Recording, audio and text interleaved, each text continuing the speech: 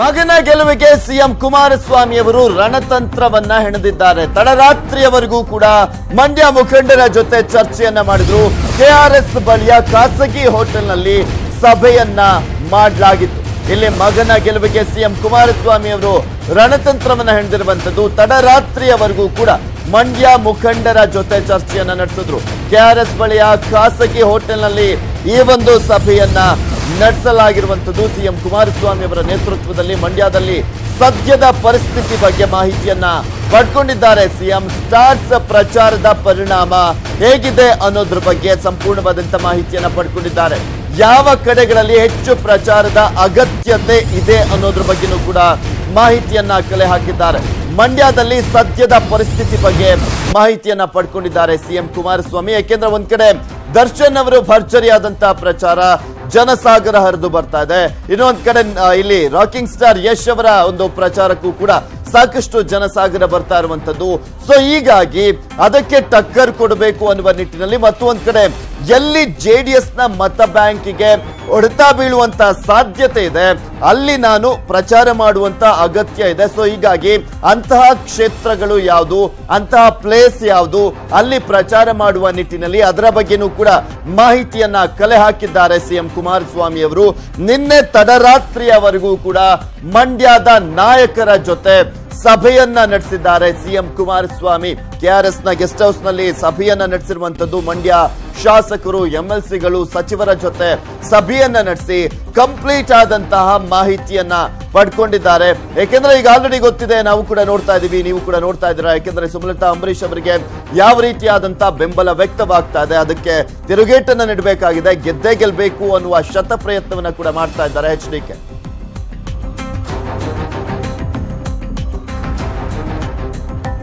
ಇನ್ನು ಈ ಕುರಿತಂತೆ ಹೆಚ್ಚಿನ ಡೀಟೇಲ್ಸ್ ಅನ್ನ ನೀಡ್ತಾರೆ. ನಮ್ಮ ಮಂಡ್ಯ ಕ್ಷೇತ್ರದಿಂದಲೇ ನೇರ ಸಂಪರ್ಕಕ್ಕೆ ಬಂದಿದ್ದಾರೆ ನಮ್ಮ ಪ್ರತಿನಿಧಿ ಕೃಷ್ಣ. ಎಸ್ ಕೃಷ್ಣ, ಇವತ್ತು ನಿಖಿಲ್ ಪರವಾಗಿ ಒಂದ್ ಕಡೆ ಕುಮಾರಸ್ವಾಮಿ ಅವರು ಹಕ್ಕಾಡಕ್ಕಿಳ್ತಾ ಇದ್ರೆ, ಇನ್ನೊಂದ್ ಕಡೆ ಸುಮಲತಾ ಅಂಬರೀಶ್ ಅವರ ಪರವಾಗಿ ಯಶ್ ಮತ್ತೆ ಹಾಗೆ ದರ್ಶನ್ ಅವರು ಕೂಡ ಇವತ್ತಿನಿಂದ ಮತ್ತೆ ಪ್ರಚಾರವನ್ನ ಶುರು ಮಾಡ್ತಾ ಇರುವಂತದ್ದು.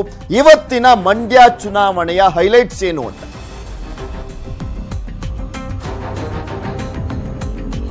ಮುಖ್ಯವಾಗಿ ಇವತ್ತಿನ ಮಂಡ್ಯ ಲೋಕಸಭಾ ಚುನಾವಣಾ ಅಖಾಡ ರಣರಂಗವಾಗಲಿದೆ ಅನ್ನುವಂಥದ್ದು ಕೂಡ ಮುಖ್ಯವಾಗಿ ಈಗಾಗಲೇ ಒಂದ್ ಕಡೆ ನಿಖಿಲ್ ಕುಮಾರಸ್ವಾಮಿ ಅವರ ಪರವಾಗಿ ಎಚ್ ಡಿ ಕುಮಾರಸ್ವಾಮಿ ಅವರು ಪ್ರಚಾರವನ್ನ ಮಾಡ್ತಾ ಇರುವಂತದ್ದು. ಮುಖ್ಯವಾಗಿ ಕೆಆರ್ಎಸ್ ಬಳಿ ಇರತಕ್ಕಂಥ ಹಳ್ಳಿಕಟ್ಟೆ ಸರ್ಕಲ್ ಏನಿದೆ, ಹಳ್ಳಿಕಟ್ಟೆ ಸರ್ಕಲ್ ಇಂದ ಸುಮಾರು 45 ಕಿಲೋಮೀಟರ್ ನಷ್ಟು ಒಂದು ಪ್ರಚಾರವನ್ನ ಮಾಡಿದ್ರು, ಅಂದ್ರೆ ರೋಡ್ ಶೋ ವನ್ನ ಮಾಡೋದ್ರ ಮೂಲಕವಾಗಿ ಒಂದು ಮತಯಾಚನೆ ಮಾಡೋದಕ್ಕೆ ಇದೀಗ ಎಚ್ ಡಿ ಕುಮಾರಸ್ವಾಮಿ ಅವರು ಸಿದ್ಧತೆಯನ್ನ ಮಾಡ್ಕೊಂಡಿರುವಂತದ್ದು. ಮುಖ್ಯವಾಗಿ ಈಗಾಗಲೇ ಹಳ್ಳಿಕಟ್ಟೆ ಸರ್ಕಲ್ ಬಳಿ ಇರತಕ್ಕಂಥ ಒಂದು ಆಂಜನೇಯ ಸ್ವಾಮಿ ದೇವಸ್ಥಾನ ಏನಿದೆ, ಆಂಜನೇಯ ಸ್ವಾಮಿ ದೇವಸ್ಥಾನದಲ್ಲಿ ಒಂದು ವಿಶೇಷವಾದಂತಹ ಒಂದು ಪೂಜೆಯನ್ನು ಸಲ್ಲಿಸೋದ್ರ ಮೂಲಕವಾಗಿ ತನ್ನ ಒಂದು ಪ್ರಚಾರವನ್ನ ಆರಂಭ ಮಾಡ್ತಾ ಇರುವಂತದ್ದು. ಮುಖ್ಯವಾಗಿ ದೇವಸ್ಥಾನದಲ್ಲಿ ಪೂಜೆ ನಂತರವಾಗಿ ಇಲ್ಲೇ ಒಂದು ಗ್ರೌಂಡ್ ಇದೆ, ಆ ಗ್ರೌಂಡ್ ಅಲ್ಲಿ ಒಂದು ಆರಂಭಿಕವಾಗಿ ಒಂದು ಭಾಷಣವನ್ನು ಕೂಡ ಮಾಡಲಿದ್ದಾರೆ.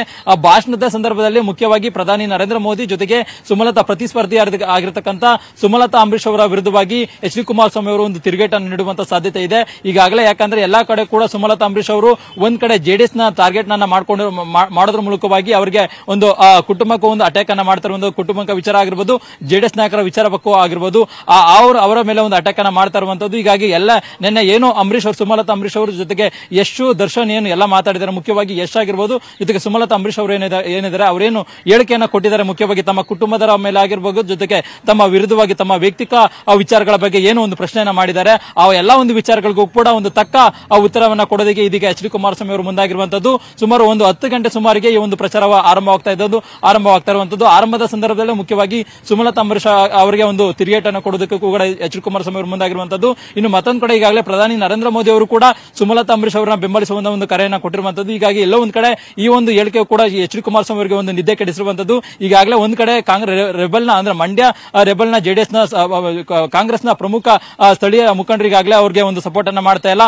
ಕಾಂಗ್ರೆಸ್ನ ಹಿರಿಯ ನಾಯಕರು ಕೂಡ ಹೇಳಿದ್ರು ಕೂಡ ಮಧ್ಯ ಒಂದು ಪ್ರವೇಶವನ್ನ ಮಾಡಿ ಅವರಿಗೆ ಒಂದು ಸಪೋರ್ಟ್ ಅನ್ನ ಮಾಡಿ ಅಂತ ಹೇಳಿದ್ರು ಕೂಡ ಮಾಡ್ತಾ ಇಲ್ಲ. ಹೀಗಾಗಿ ಅವ್ರನ್ನ ಹೇಗಪ್ಪ ನಾವು ಮಾಡಬೇಕು, ಅವ್ರನ್ನ ಹೇಗಪ್ಪ ತಮ್ಮ ಕಡೆ ಹೋಲಿಸ್ಕೊಳ್ಬೇಕು ಅನ್ನೋದ್ರ ಬಗ್ಗೆ ಎಚ್ ಡಿ ಕುಮಾರಸ್ವಾಮಿ ಅವರು ಒಂದ್ ಕಡೆ ಟೆನ್ಷನ್ ಆಗಿದ್ದಾರೆ. ಇನ್ನ ಮತ್ತೊಂದ್ ಕಡೆ ಪ್ರಧಾನಿ ನರೇಂದ್ರ ಮೋದಿ ಅವರ ಹೇಳಿಕೆ ಕೂಡ ಒಂದು ರೀತಿ ದೊಡ್ಡ ಟೆನ್ಷನ್ ಆಗಿರುವಂತದ್ದು. ಹೀಗಾಗಿ ಪ್ರಧಾನಿ ನರೇಂದ್ರ ಮೋದಿ ಜೊತೆಗೆ ಸ್ಥಳೀಯ ಕಾಂಗ್ರೆಸ್ನ ಮುಖಂಡರು ಜೊತೆಗೆ ಸುಮಲತಾ ಅಂಬರೀಶ್ ಅವರಿಗೂ ಕೂಡ ಟಕ್ಕರ್ ಅನ್ನ ಕೊಡೋದಕ್ಕೆ ಎಚ್ ಡಿ ಕುಮಾರಸ್ವಾಮಿ ಅವರು ಇನ್ನು ಮುಂದಾಗಿರುವಂತದ್ದು. ಇನ್ನು ಮತ್ತೊಂದು ಕಡೆ ನಿಖಿಲ್ ಕುಮಾರಸ್ವಾಮಿ ಅವರು ಕೂಡ ಕೇರ್ ನಗರದಲ್ಲಿ ಅಂದ್ರೆ ಮೈಸೂರಿನ ಪ್ರಮುಖವಾಗಿ ಮಂಡ್ಯದ ಕೇರ್ ನಗರ ಏನಿದೆ, ಕೇರ್ ನಗರದಲ್ಲಿ ಸುತ್ತಮುತ್ತ ಹಳ್ಳಿಗಳಲ್ಲಿ ಒಂದು ರೋಡ್ ಶೋ ಅನ್ನ ಮಾಡೋದ್ರ ಮೂಲಕವಾಗಿ ಒಂದು ಮತಯಾಚನೆಯನ್ನು ಕೂಡ ಇದೀಗ ಮಾಡೋದಕ್ಕೆ ಮುಂದಾಗಿರುವಂತದ್ದು. ಇನ್ನು ಮತ್ತೊಂದು ಕಡೆ ಸುಮಲತಾ ಅಂಬರೀಶ್ ಅವರು ಕೂಡ ಇವತ್ತು ಪಾಂಡವಪುರ ವಿಧಾನಸಭಾ ಕ್ಷೇತ್ರದಲ್ಲಿ ಪ್ರಮುಖವಾಗಿ ಅಂದ್ರೆ ಪಾಂಡವಪುರ ಕ್ಷೇತ್ರ ಅಂದ್ರೆ ಮುಖ್ಯವಾಗಿ ಸಿ ಎಸ್ ಪುಟ್ಟರಾಜು ಅವರ ಪ್ರತಿನಿಧಿಸುವಂತಹ ಒಂದು ಕ್ಷೇತ್ರ. ಆ ಒಂದು ಕ್ಷೇತ್ರದಲ್ಲಿ ಇವತ್ತು ಸುಮಲತಾ ಅಂಬರೀಶ್ ಅವರು ಒಂದು ಪ್ರಚಾರವನ್ನ ಮಾಡ್ತಾ ಇರುವಂತದ್ದು. ಎಲ್ಲ ಒಂದ್ ಕಡೆ ಪ್ರಚಾರ ಮಾಡಿದಂತ ಸಂದರ್ಭದಲ್ಲಿ ಸುಮಲತಾ ಅಂಬರೀಶ್ ಅವರು ಸಿ ಎಸ್ ಪುಟ್ಟರಾಜು ಅವರಿಗೂ ಕೂಡ ಒಂದು ಟಕ್ಕರ್ ಅನ್ನ ಕೊಡೋದಕ್ಕೆ ಸುಮಲತಾ ಅಂಬರೀಶ್ ಅವರು ಮುಂದಾಗಿರುವಂತದ್ದು. ಒಟ್ಟಾರೆಯಾಗಿ ಇವತ್ತಿನ ಪ್ರಚಾರ ಏನಿದೆ, ಒಂದ್ ಕಡೆ ಸುಮಲತಾ ಅಂಬರೀಶ್, ಮತ್ತೊಂದು ಕಡೆ ದರ್ಶನ್ ಯಶ್, ಇನ್ನೊಂದು ಕಡೆ ಇವತ್ತು ಎಚ್ ಡಿ ಕುಮಾರಸ್ವಾಮಿ ಜೊತೆಗೆ ನಿಖಿಲ್ ಕುಮಾರಸ್ವಾಮಿ ಅವರ ಪ್ರಚಾರ ಏನಿದೆ ಇವತ್ತು ಸಾಕಷ್ಟು ಒಂದು ಕುತೂಹಲಕ್ಕೆ ಎಡೆ ಮಾಡಿಕೊಂಡಿರುವಂತದ್ದು. ಜೊತೆಗೆ ಈ ಒಂದು ಪ್ರಚಾರದಲ್ಲಿ ಭಾಗವಹಿಸಲು ತಾವೇ ಅಂದ್ರೆ ಸ್ವತಃ ವಾಲಂಟರಿ ಆಗಿ ಇವತ್ತಿನ ಜನರು ಅಂದ್ರೆ ಮಂಡ್ಯದ ಸುತ್ತಮುತ್ತಲಿನ ಜನರು ಸ್ಟಾರ್ ನಟರ ನೋಡೋದಕ್ಕಾಗಿರ್ಬೋದು, ಎಚ್ ಡಿ ಕುಮಾರಸ್ವಾಮಿ ಅವರ ಭಾಷಣವನ್ನ ಕೇಳೋದಕ್ಕೆ ಎಲ್ಲರೂ ಕೂಡ ಸ್ವತಃ ಅವರೇ ಒಂದು ಪ್ರಚಾರಕ್ಕೆ ಬರ್ತಾ ಇರುವಂತದ್ದು. ಈಗಾಗಲೇ ಎಚ್ ಡಿ ಕುಮಾರಸ್ವಾಮಿ ಅವರ ಪ್ರಚಾರಕ್ಕೂ ಕೂಡ ಸಿದ್ಧತೆ ಆಗಿರುವಂತದ್ದು. ಇನ್ನೇನು ಕೆಲವೇ ಕ್ಷಣಗಳಲ್ಲಿ ಎಚ್ ಡಿ ಕುಮಾರಸ್ವಾಮಿ ಅವರು ಏನು ಹಳ್ಳಿಕಟ್ಟೆ ದೇವಸ್ಥಾನಕ್ಕೆ ಬಂದು ಒಂದು ವಿಶೇಷವಾದಂತಹ ಪೂಜೆಯನ್ನು ಸಲ್ಲಿಸುವ ಮೂಲಕವಾಗಿ ಒಂದು ಪ್ರಚಾರವನ್ನು ಆರಂಭ ಮಾಡ್ತಾ ಇರುವಂತದ್ದು. Prithviraj, okay, thank you Krishna ನಿಮ್ಮೆಲ್ಲ ಡೀಟೇಲ್ಸ್ಗಾಗಿ.